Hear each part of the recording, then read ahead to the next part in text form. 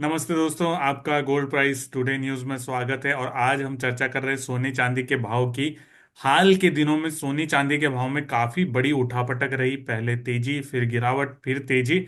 सो अब क्या कुछ हो सकता है सोने चांदी का भाव, इस पर बातचीत करने के लिए हमारे साथ गोल्ड इंडस्ट्री के बहुत ही अनुभवी जानकार बीरेन वकील जी हैं। ये पैराडिम कमोडिटी से हैं। बीरेन जी, आपका हमारे शो में स्वागत है। आगे बढ़ने से पहले दोस्तों, जो हमारे साथ नए दर्शक जुड़े हैं, मैं उनसे रिक्वेस्ट करूंगा कि अगर आपने चैनल को सब्सक्राइब नहीं किया है तो कर लीजिएगा दोस्तों। अगर हम देखें हाल के दिनों में सोने चांदी का भाव, अगर हम नवंबर का महीना देखें तो काफी स्विंग्स देख लिए हैं इसने। सही बात है।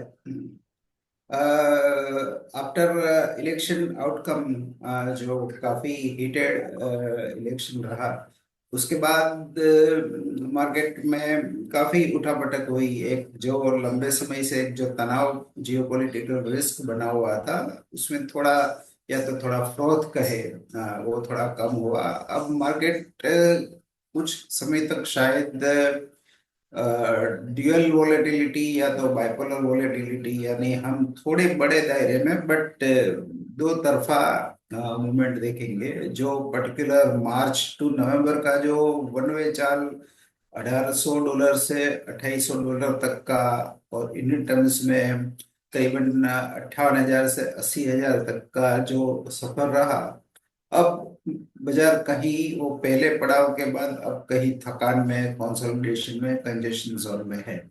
तो ओवरऑल इसकी जो चार्ट की भाषा में इसका जो दायरा कहे अगर, तो वो 2550 से 2770, 2800 तक रहना चाहिए। जो भी टॉप हमने देखा था लास्ट 3 वीक के पहले, वो एटलीस्ट इंटरिम टॉप फिलहाल तो बन गया है। अब कोई नया टेंशन, नया पैनिक अगर आता है तो मार्केट नया हाई बना सकता है। तो फिलहाल ऐसा लग रहा है कि थोड़ा सा काम डाउन मार्केट होना चाहिए अभी भी। ये ट्रांजिशन पीरियड है। 20 जनवरी को शपथ ग्रहण समारोह होगा। तब तक पुराना एडमिन, जो भी बाइडेन एडमिनिस्ट्रेशन अभी भी है, और काफी जगह पे पॉलिसी ट्रांजिशन है। नई कैबिनेट का गठन हो रहा है। कैबिनेट में जो की पद होते हैं वो शॉर्टलिस्ट हो रहे हैं। तो बट इसको हम सिग्नल के समय ना समझ के नॉइस ट्रेड शायद बोल सकते हैं। तो जॉबर के लिए शायद ये अच्छा समय रहेगा। और इवेंट ड्रिवन या एक हिसाब से न्यूज ड्रिवन मार्केट रहेगा। भाई, कोई भी हेडलाइन आती है तो हर हेडलाइन को मार्केट इवेल्युएट करता रहेगा। बट जो इंटेंसिटी, जो वॉलेटिलिटी की थी, वो शायद थोड़ी ठंडी पड़ जाएगी। भारतीय टर्म में कैसे देख रहे हैं सर? आर्थिक टर्म में थोड़ा ऐसा लग रहा है कि डॉलर टर्म में सोना शायद थोड़ा करेक्ट हो सकता है। इंडियन टर्म्स में सोना थोड़ा कम करेक्ट हो सकता है, क्योंकि पिछले 2-3 साल से, स्पेशली पिछले 1 साल से रुपी काफी स्ट्रॉन्ग रहा। प्रोबेबली एशिया में सबसे स्टेबल करेंसी रही। जबकि कोरिया वॉन या जापानी येन या चाइनीज युआन, ये काफी करेंसी 10-15% गिरी थी, but rupee was nearly rock steady. अब जबकि डॉलर इंडेक्स 100 से बढ़ के 106 हुआ है, मीन्स एक महीने में 6% की तेजी डॉलर इंडेक्स में आई है। तो अब शायद रुपी और इंडियन इक्विटी में भी डिसेंट करेक्शन जो है, एफआईआई कैपिटल आउटफ्लोस देखो, या ऐसा लग रहा है कि गोइंग फॉरवर्ड हम शायद 85, 50, 86 जाएंगे। अगर ट्रेड वॉर होता है चाइना अमेरिका के बीच, तो may be to dilute tariff effect, China की रणनीति शायद ये हो सकती है बाई करेंसी डिवेल्यूशन। वैसे भी ये रिसेशन में डोमेस्टिक डिमांड उसकी कम है, तो एक्सपोर्ट सरप्लस के द्वारा दे आर मैनेज टू ये मंदी का सामना कर रहे हैं। इसी कारण उनकी जो एक्सपोर्ट सरप्लस है वो 1 ट्रिलियन ऑल टाइम हाई हो चुकी दुनिया के साथ। तो फोकस एरिया तो ये रहेगा, बट इसकी इफेक्ट के हिसाब से डॉलर में अगर और तेजी होती है 108 110, क्योंकि American capital market is exceptionally strong, और जो एआई, बिग टेक, ये सब जिस हिसाब से ग्रो हो रहे हैं, और खास करके बिटकॉइन, इसको आप नजरअंदाज नहीं कर सकते, क्योंकि वो आज जैसे ये 97,000 है, और चुनाव के बाद करीबन वो $20,000 घटा है। और जितने भी फिनटेक सेक्टर के जो स्टॉक्स है वो भी मैं काफी बढ़े हैं, क्योंकि जो चुनाव में कहा था ट्रम्प साहब ने कि भाई अमेरिका में स्ट्रेटेजिक बिटकॉइन रिजर्व की जरूरत शायद रहेगी। मैं ये सब चीजों को कभी फेस वैल्यू पे नहीं लेता हूँ। किसी भी पॉलिटिशियन को मैं कभी फेस वैल्यू पे नहीं लेता हूँ। वो तो अपने अपने हिसाब से चुनाव में ये सब रहता है, बट फिर भी एट द सेम टाइम में किसी को हल्के में भी नहीं लेता। तो मेरा जो आकलन है वो बी रोमन इन ए रोम तरह का रहता है, कि be situational and try to figure out the scenario, कि भाई बॉल अगर गुगली रहा तो सेफ खेलेंगे, और शॉर्ट पिच रहा तो हुक की कोशिश करेंगे। शायद विकेट चली भी जाए, बट बिना बिना रिस्क तो कुछ नहीं होगा, तो कैलकुलेटेड मॉडरेट रिस्क लेते रहेंगे। ऐसा मेरा फिलहाल आकलन है। सर रुपए में बताया नहीं आपके कितना हो सकता है, क्योंकि आपने जैसे इंटरनेशनल मार्केट के लिए बताया कि 2700 और नीचे जो लेवल दिया, रुपए में कितना हो सकता है सर? टेंटेटिवली अगर हम डोमेस्टिक करेंसी को फैक्टर इन करें, मे बी के 87 88 के आसपास अगर इसको फैक्टर इन करें, जो करंटली 8440 चल रही है, तो अपने को एक अपसाइड डोमेस्टिक रेंज मिल रही है समवेयर अराउंड MCX टर्म में। अभी जो 76 का रेट चल रहा है, 76 का, उसको हम अपसाइड में मे बी 78 से लेके 80.500 तक का एक ब्रॉड रेंज समझ सकते हैं टू टुवर्ड्स अपसाइड। और डाउन साइड में भी मे बी के अमेरिकन डेफिसिट और ये इनिशियल जो यूफोरिया है अभी, वो यूफोरिया सबसाइड होने के बाद मार्केट री रेटिंग शुरू करे, और क्योंकि अमेरिका भी थोड़ा स्लो डाउन देख रहा है, और मे बी के डॉलर इंडेक्स 100 एक के आसपास करेक्ट होता है, तो इक्वली रुपये भी शायद 82 81 आ सकता है। तो अभी दोनों साइड की 5% की एरर ऑफ मार्जिन रख के डोमेस्टिक बेसिस को हम 70 71 मान के चल सकते हैं। That is floor.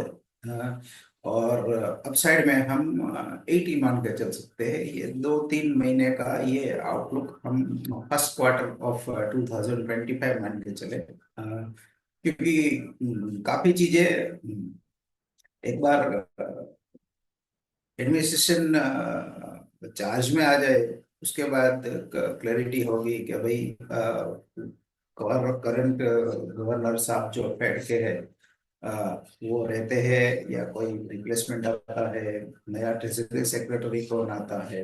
शायद लुटनिक का नाम अभी चल रहा है, बट स्टिल अभी ट्रांजिशन फेज चल रहा है। और सर चांदी को कैसे देख रहे हैं आप? सिल्वर में अभी ये इन्फ्लेक्शन पॉइंट कोई इंटरेस्टिंग पड़ाव पे आके रुकी है। जैसे मैं जितने भी मार्केट्स देखता हूँ, तो इसमें मैं हमेशा कोई ना कोई आउटलायर की तलाश में रहता हूँ। तो दो कमोडिटी ऐसी है कि जिन्होंने अभी तक अपना पुराना हाई क्रॉस नहीं किया। एक है शुगर, जिसका हाई बना था 65 सेंट 1965 में।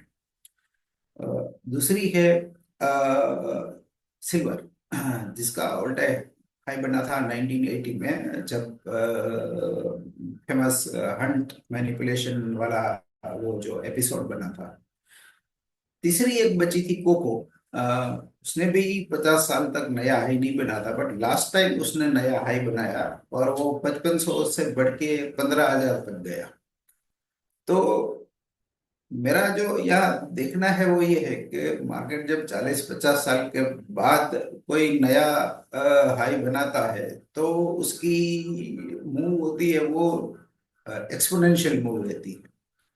तो यहाँ मैं जो देख रहा हूँ, ये देख रहा हूँ कि सबसे बड़ी पजल जिसको कहेंगे कि मार्केट का लास्ट हाई था 48, जो 2011 में बना था। इसके पहले का हाई था 1980 का, जो 50.78 का था। और रिसेंटली कोविड के समय का जो हाई था वो 30.80 का था। तो फिलहाल मार्केट ने वो क्रॉस किया है और 35 तक का हाई बना था मार्केट में। तो अब जो इन्फ्लेक्शन पॉइंट है वो ये है कि 35-80 के ऊपर मार्केट जाता है या नहीं जाता है। वो अगर जाता है तो मे बी के साइजेबल अपस्विंग आ सकता है। कितना sir? Sizeable upswing means once 35-80 जाता है तो नियर टर्म जो रहेगा वो प्रोबली 37-80 का रहेगा। सिल्वर की एक चीज ये है कि निरंतर इसकी वोलेटिलिटी है, सिल्वर वो गोल्ड की तुलना में काफी बढ़ी रही है। जिसने बार बार 26-32 किया कॉमेक्स टर्म में। और अगर पिछले 5 साल का भी आप क्यूमुलेटिव देखो तो भी हर साल 30-40% की स्विंग इसकी रही है। उनकी तुलना में गोल्ड की वोलेटिलिटी रिलेटिवली टेपिड रही है। तो यहाँ से मुझे रिस्क के मामले में सिल्वर दोनों बाजू की लगती है। मीन्स 24 इक्वली पॉसिबल है और 37 भी इक्वली पॉसिबल है, क्योंकि फिजिकल साइड में चाइना से डिमांड नहीं आ रही है।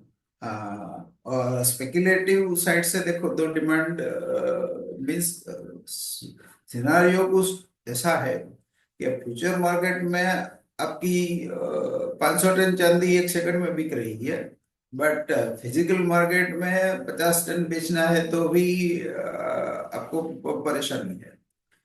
क्योंकि कागज पेंसिल का खेल है, जो उसमें तो क्या आपको F1 F2 F10 ही दबाना है। और आजकल ऑटोमेटेड ट्रेडिंग में तो वो काम भी कंप्यूटर ने आपके हाथ से छीन लिया है। आपको बस देखते रहो वाली बात हो जाती भारत में कितना हो सकता है सर? जो 1 लाख तक गई थी वापस 1 लाख आएगी, या अगले साल कुछ ऐसे संभावना देख रहे हैं कि 1 लाख से ऊपर जाएगी?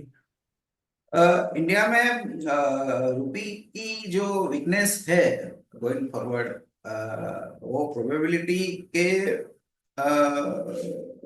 हिसाब से मैं ऐसा सोचता हूँ कि मैं कभी कभी ऐसा कहता हूँ कि मार्केट्स कभी इवनली डिस्ट्रीब्यूटेड होते हैं, मीन्स दोनों साइड की प्रोबेबिलिटी रहती है। तो ऐसे मार्केट्स में क्या है कि you need to take a bet. या आप न्यूट्रल रहो या तो बेट रहो लो। और दूसरा कि कभी कभी आपके पास गलती करने की चॉइस होती है। क्लीन चॉइस नहीं होती, बट गलती करने की होती। तो अगर मुझे कहा जाए कि भाई तुमको कंपलसरी ट्रेड तो लेना ही है, हाँ, कौन सा ट्रेड लेना है वो तुम चूज कर सकते। टू एयर और नॉट टू एयर वाली बात है। तो मुझे ऐसा लगता है कि अभी भी मैं इस हालत में एक बार गलती ही करनी है तो मैं with pre defined stop loss by side की गलती करूंगा। नीचे कितना सर? देखो मैंने अभी जो इसका एक रेक्टेंगल फॉर्मेशन चार्ट पे मल्टीपल टाइम फ्रेम में देखा है, तो मैं बार बार देख रहा हूँ कि जो बाइंग जोन है ना वो 2660 2720 इस लेवल पे बाजार बार बार ऊपर चला जाता है वहां आके। और इसी तरह 3180 3250 ये इसका सेलिंग जोन है, उसके ऊपर वो सस्टेन भी नहीं कर पाता। तो क्लीन ट्रेड के लिए बिगर स्विंग जिसको कहते हैं, तो क्लीन ट्रेड के लिए 3520 के ऊपर का breakout, the stop loss of 3380 और 3310, which could give you 38 39 40 41। और the down side decisive break below 2620, वो आपको 2280 से 2330 तक का मूव दे सकता है। इसमें सिंपल सा मैथ ये है कि रेक्टेंगल की जो वीथ होती है वो करीबन $2.5 से $3 की है। तो आइदर साइड ऑफ ब्रेकआउट $3 यानी 300 सेंट का मूव आपको मिल सकता है। आपने सर हंट ब्रदर की बात की। अभी मैंने कल ही इंटरव्यू किया है मिस्टर पीटर थॉमस, जिन्होंने हंट ब्रदर्स के लिए फिलिंग ब्रोकर का काम किया था, और वो एयू सिक्योर के चेयरमैन है। अभी वो इंटरव्यू मैं पब्लिश करने वाला हूँ, अभी पब्लिश नहीं किया है, कल रात में ही मेरी उनसे इंटरव्यू हुआ था। सो उन्होंने पूरी कहानी सुनाई कि कैसे उन्होंने पूरा हंट ब्रदर का जो ऑर्डर लेके कैसे कैसे उन्होंने उसमें ऑर्डर फिल किए थे, या जो भी, की पूरी कहानी। तो वो इंटरव्यू भी मैं लेके आने वाला हूँ सर। सोने चांदी में निवेश करने वाले जो लोग हैं उनको क्या सलाह देंगे सर, जाते जाते आप? अभी ये हंट ब्रदर्स की बात निकली है तो एक बात मुझे ये याद आ गई कि ये तीन ब्रदर्स थे। इसमें नाथन हंट अभी भी है, and originally they were oil barons, यानी उनका ओरिजिनल बिजनेस तो क्रूड ऑयल का था। और अभी भी उनकी वो कुछ एसेट्स उनके पास है। तो जो रिमेनिंग जो बाई है बीच में, तो वो सब काफी परेशानी सबको हुई थी। बट जो अभी जो है और एक्टिव है, वो वापस बिलियनर बन गया है।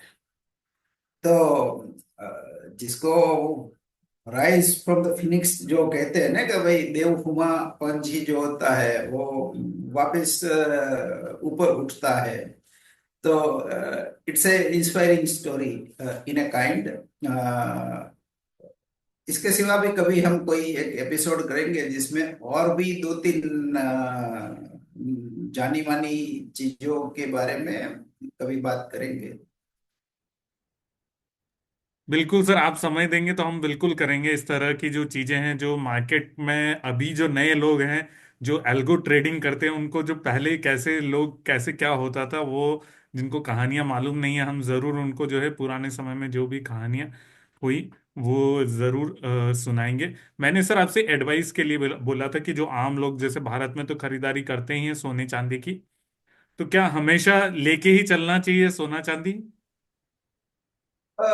यहाँ पे मेरा टेक ये है कि अगर सिर्फ फ्यूचर्स में ही जिसने काम किया, अ, और बाय एंड होल्ड दो प्रोबेबिलिटी रहती है, या तो बाय एंड होल्ड या तो सेल एंड होल्ड। मीन्स या तो आप सेल साइड रहो और कैरी करते रहो। तो सोने में मैंने ये देखा है कि सोना ने कभी भी इन्वेस्टर को निराश नहीं किया। सोने की जो फर्स्ट मूव थी 2011-12 में, उसमें सोना 1900 से लेके 1100 तक आ गया, और फिर 2800 आया। इसी तरह सिल्वर 48-49 से गिर के कोविड के समय 1150 तक भी आई, और अभी अराउंड 31 चल रही है।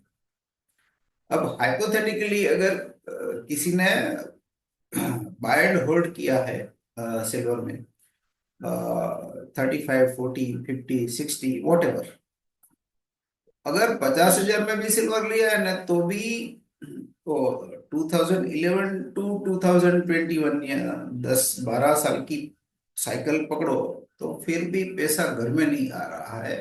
The reason is carry forward charge जो हर 2 महीने लगते हैं।